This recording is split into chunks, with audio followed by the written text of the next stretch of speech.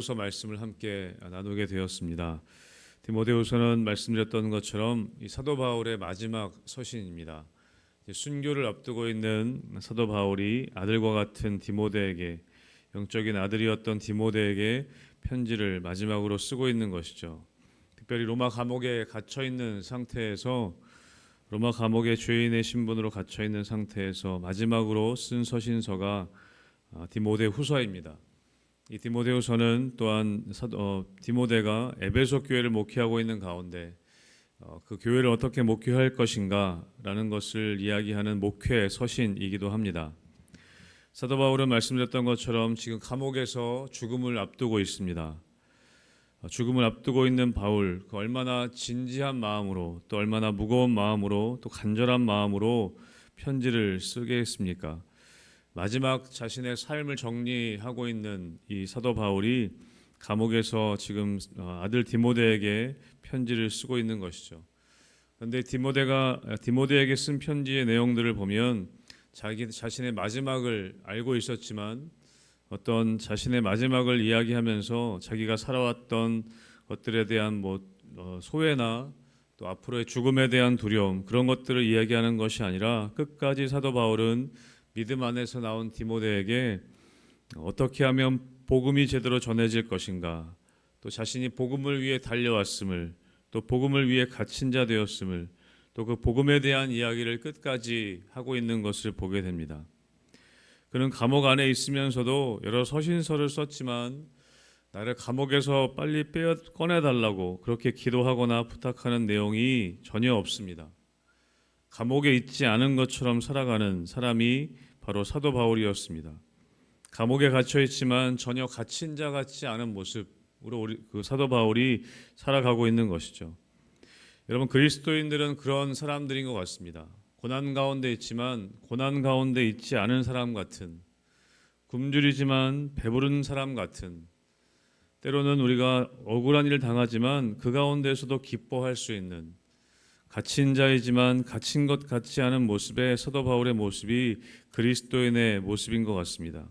그 이유는 무엇이냐면 복음 때문인 것이죠. 복음 때문에 기뻐할 수 있고 복음 때문에 고난 가운데서 견딜 수 있는 것이 바로 그리스도인의 모습이고 오늘 사도 바울의 모습이었습니다. 그는 복음 때문에 이 길을 가게 되었고 복음 때문에 오늘도 감옥에 갇혀서 이 편지를 쓰고 있는 것입니다.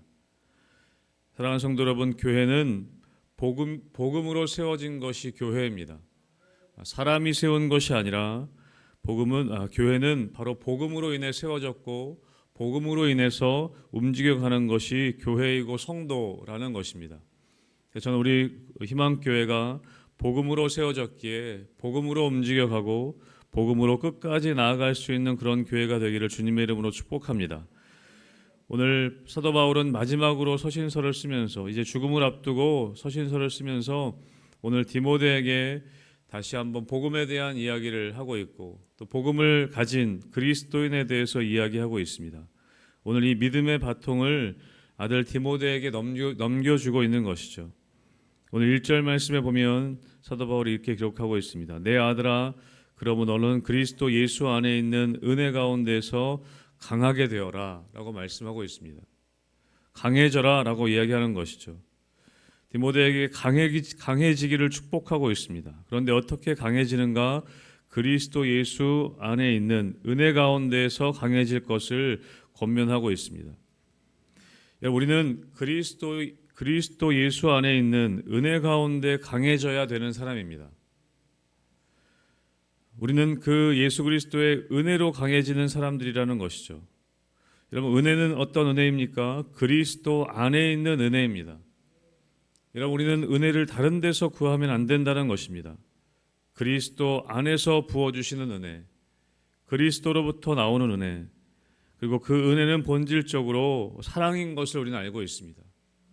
십자가에서 죽으신 예수 그리스도의 사랑, 그 아들을 보내신 하나님의 사랑, 그 조건 없는 사랑이 은혜의 본질입니다. 그렇기 때문에 우리는 그 은혜로 강해지는 것입니다. 다른 어떤 힘으로 강해지는 것이 아니라는 것이죠. 여러분, 세상에서 강해지는 방법은 물질적인 것입니다. 물리적인 것입니다. 세상에서 강해지는 방법은 세상의 힘과 세상의 물리적인 물질적인 그런 방법들을 통해 강해지는 것이 세상의 강함입니다. 그러나 우리는 그런 것들로 강해지는 존재가 아니라 그리스도 예수 안에 있는 은혜로 강해지는 것을 우리는 기억해야 합니다.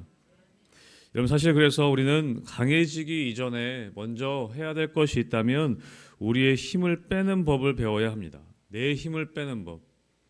내가 내 힘으로 강해진 그 힘을 먼저 빼는 훈련, 그것을 통해서 진정한 강함이 무엇인지 우리는 경험할 수 있게 되는 것이죠. 내 힘을 가지고 우리는 강해질 수 없습니다. 내 힘을 빼고 그분의 것들로 채워지는 것, 그분의 사랑과 그분의 은혜로 그분의 것들로 채워질 때 우리는 진정한 강함을 경험할 수 있는 것이죠. 사랑하는 성도 여러분, 그리스도 예수 안에 있는 은혜 가운데 강해지시기를 주님의 이름으로 축복합니다. 여러분의 힘을 빼고 내 어깨에 힘을 빼고 목에 힘을 빼고 그분 안에 있는 은혜로 말미암아 강해지는 것, 그것이 그리스도인으로서 우리가 경험해야 될 첫 번째 것이라는 것을 사도 바울은 이야기하고 있습니다. 여러분, 그렇게 강해져서 무엇 할 것인가? 그 은혜 안에 강해진 그리스도인들이 무엇을 해야 할 것인가? 2절 말씀에 이렇게 기록하고 있습니다. 2절의 말씀 다시 한번 같이 읽어보도록 하겠습니다. 같이 읽습니다. 시작. 또 내가 많은 증인 앞에서 내게 들은 바를 충성된 사람들에게 부탁하라. 그들이 또 다른 사람들을 가르칠 수 있으리라. 아멘. 강해져서 무엇을 해야 하는가? 내게 들은 바를 충성된 사람들에게 부탁해라 라고 이야기하고 있습니다.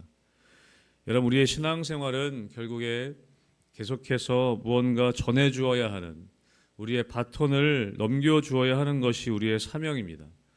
내가 가지고 있는 것으로 그치는 것이 아니라, 내가 많이 쥐고 있는 것이 아니라, 사도 바울도 자신이 들었던, 자신이 배웠던 것들을 디모데에게 전달해주고, 또 디모데는 또 다른 사람들에게, 충성된 사람들에게 전달해 주어야 하는 것이죠.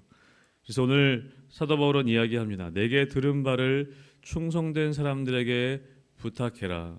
세번역 성경에 보면 나에게 들은 것을 믿음직한 사람들에게 전수하십시오 라고 되어 있습니다.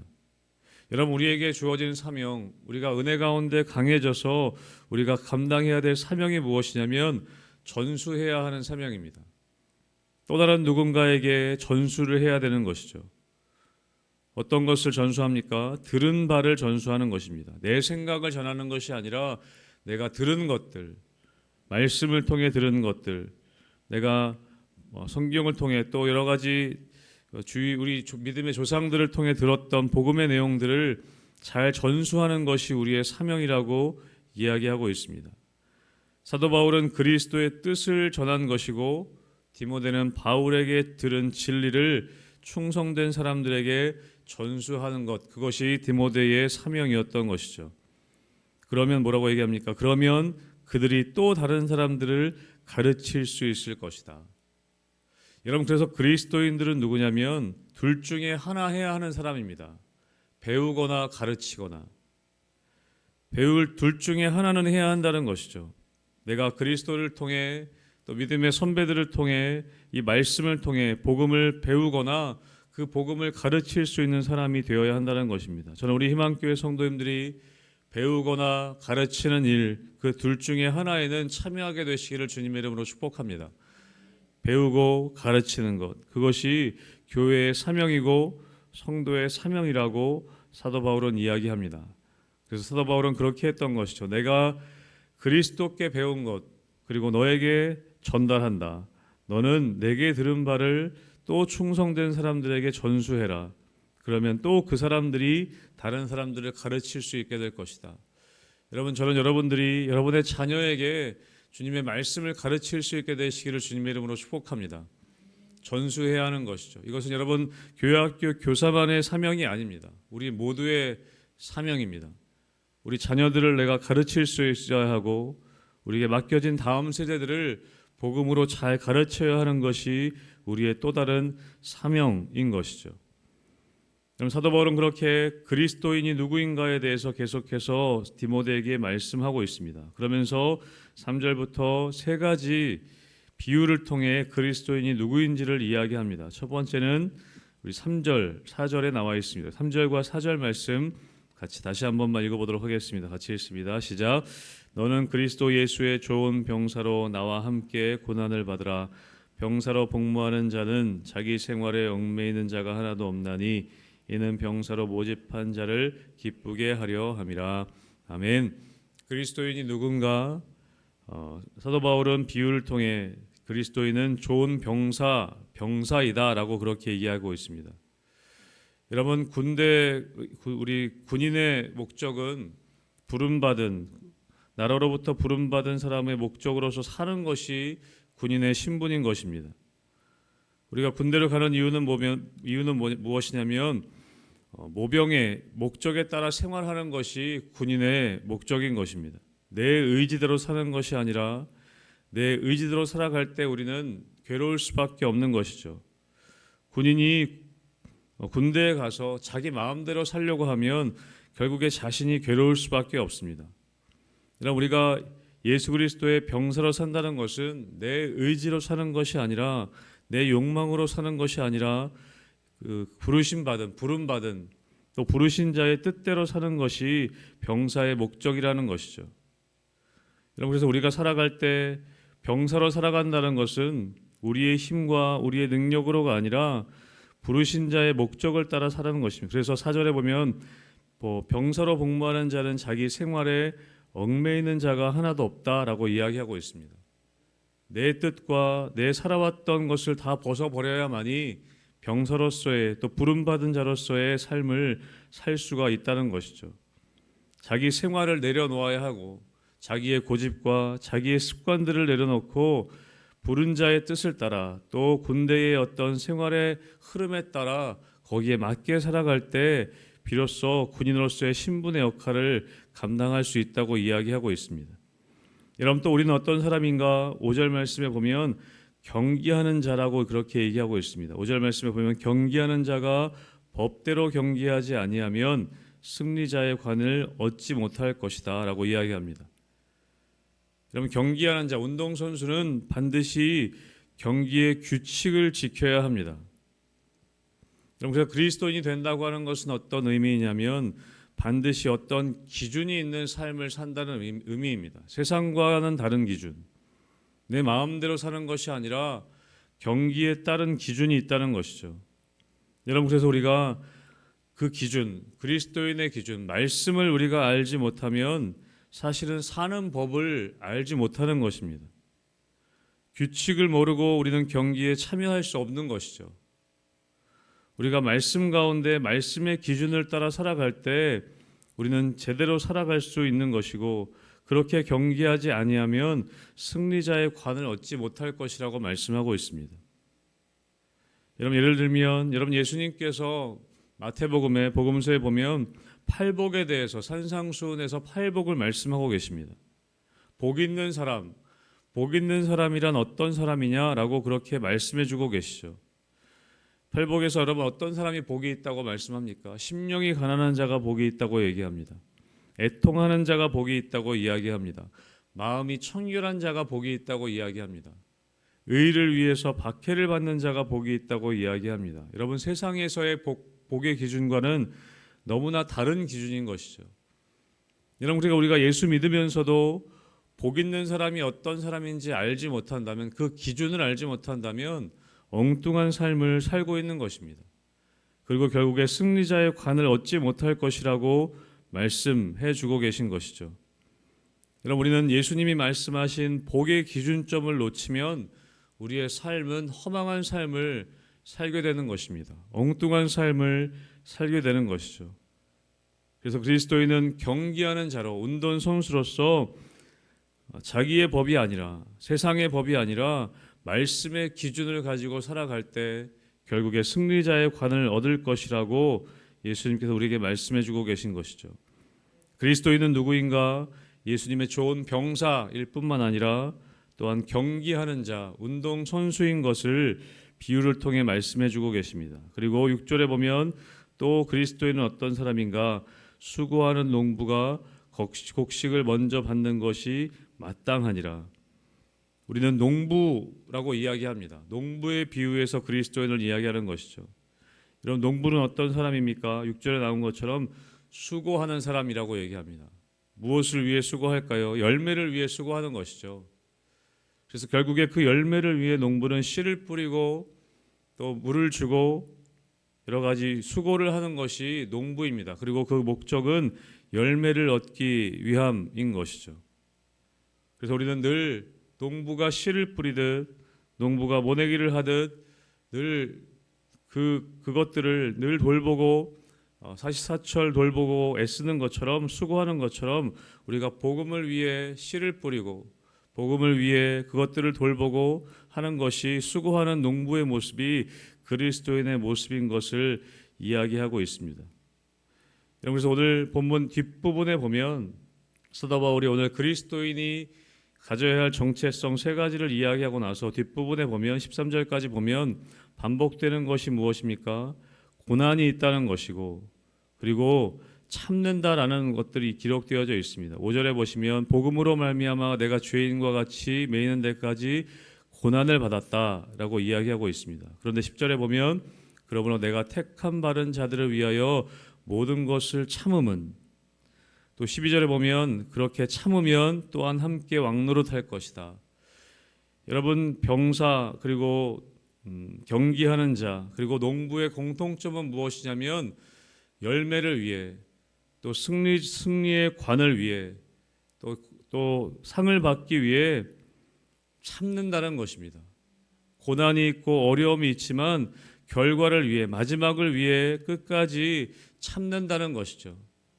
병사는 승리를 위해 나아가는 것입니다. 승리를 위해 때로는 고난을 참습니다. 경기하는 자는 승리자의 관을 얻기 위해 과정 가운데 있는 어려움들을 참는 것입니다.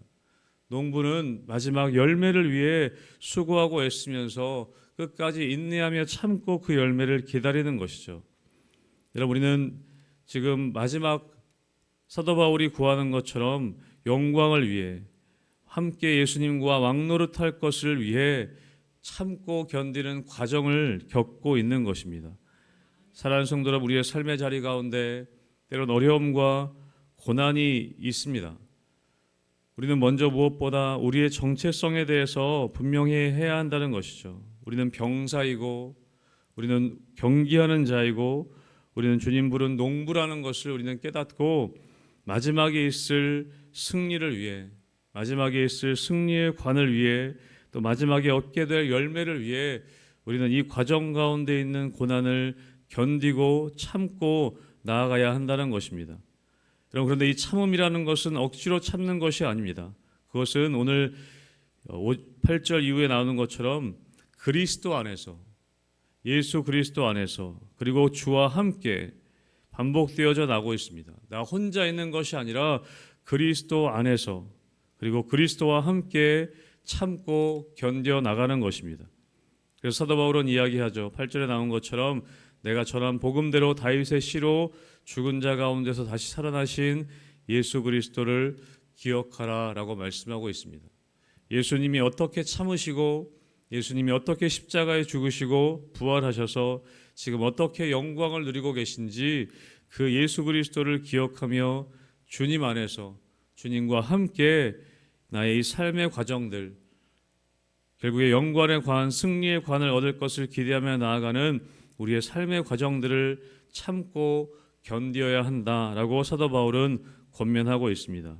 사랑하는 성도 여러분, 오늘 11월 한 달도 우리 그리스도인 된 정체성을 우리가 분명히 알고 주님 안에 강해지셔서 좋은 그리스도의 병사로, 또 경기하는 자로, 또 농부로서의 이 역할들 정체성을 우리가 잃지 않고 마지막까지 끝까지 경주해 나가며 때로는 고난이 있을지라도 주님과 함께 견디고 참음을 통해 마지막 때에 얻을 수 있는 영광을 우리가 바라보며 끝까지 나아가는 우리 귀한 믿음의 성도님들 되시기를 주님의 이름으로 축복합니다. 아멘. 함께